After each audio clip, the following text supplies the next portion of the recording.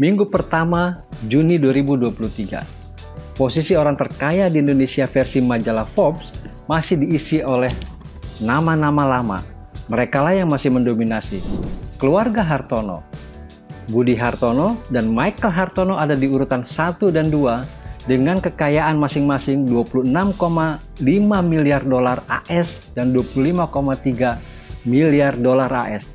Kalau dikonversi dengan kurs rupiah 15.000 per dolar, kekayaannya sekitar 398 triliun dan 380 triliun. Posisi selanjutnya diisi oleh Lau Tuk Wong dengan kekayaan sekitar 314 triliun. Kemudian Sri Prakas Lohia 107 triliun, Prayogo Pangestu 80 triliun, dan Khairul Tanjung 69 triliun. Pertanyaannya, apa yang dilakukan oleh para pangeran atau anak-anak para orang kaya tersebut di Indonesia?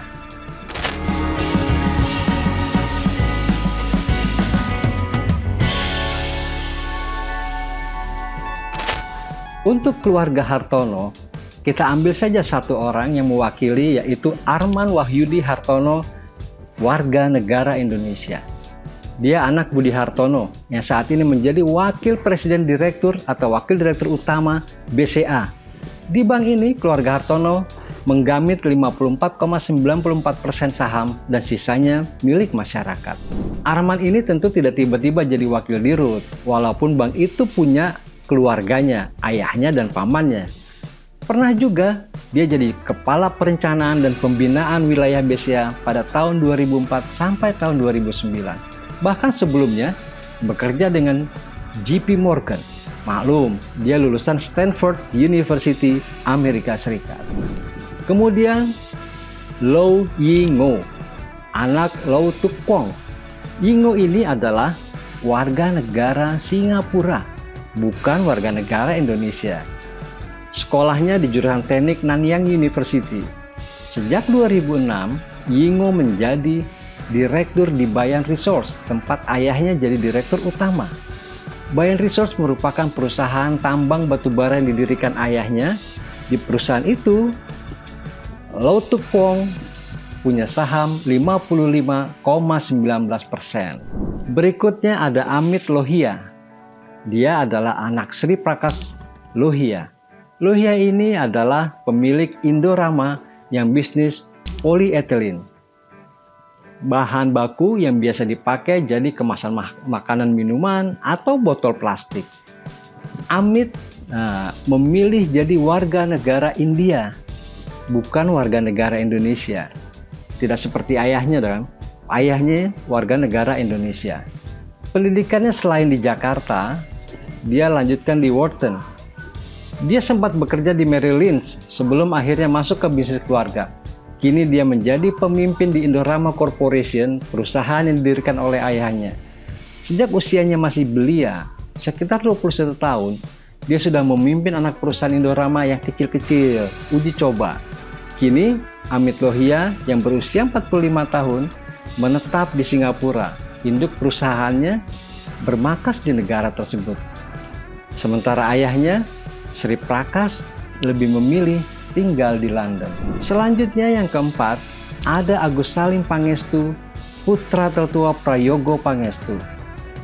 Prayogo adalah pemilik kerajaan bisnis Barito Group yang saat ini memiliki Chandra Asri Petrochemical, perusahaan petrokimia terbesar di Indonesia. Agus Salim menjadi komisaris di perusahaan ini sekaligus presiden direktur di PT Barito Pacific, perusahaan induk milik Prayogo Pangestu. Agus Salim menyelesaikan pendidikan di Boston College, Amerika Serikat. Sebelum bergabung dengan perusahaan keluarga, dia sempat bekerja sebagai analis keuangan di Merrill Lynch, lembaga keuangan yang terkenal di Amerika Serikat. Kini bersama adiknya, Baritono Prayogo Pangestu, yang menjadi wakil presiden direktur di Chandra Asri, dia siap meneruskan bisnis keluarga. Nah, untuk yang terakhir, memang agak-agak berbeda. Gini, dia bukan pangeran, tapi putri. Namanya Putri Tanjung, anak Khairul Tanjung yang belum lama menikah. Khairul Tanjung adalah pendiri kerajaan bisnis di dalam bendera Citicorp. Putri adalah warga negara Indonesia seperti halnya Agus Salim Pangestu. Dia juga bersekolah di Amerika Serikat. Nah, tapi dia belum lama bergabung dengan City Corp. Tentu dengan jabatan langsung mentereng di holding. Selain menggeluti bisnis sendiri dan menjadi eksekutif di perusahaan ayahnya, Putri juga menjadi staf khusus Presiden Joko Widodo. Jadi, dari 5 pangeran, 1 sebenarnya putri, para orang terkaya di Indonesia ini, 2 diantaranya berwarga negara asing, Singapura dan India. Walaupun ayahnya berwarga negara Indonesia. Pada umumnya, para pangeran mulai menggeluti kerajaan bisnis atau masuk di dalam bisnis keluarga tidak selalu langsung di atas, tapi juga dari bawah atau tengah.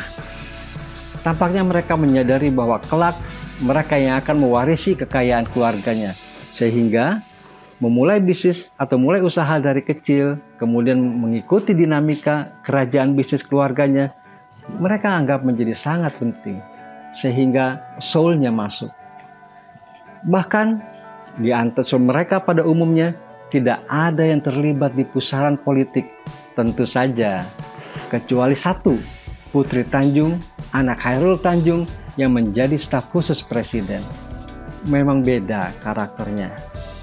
Eling dan waspada. Jangan lupa ngupi sambil pura-pura jadi pangeran.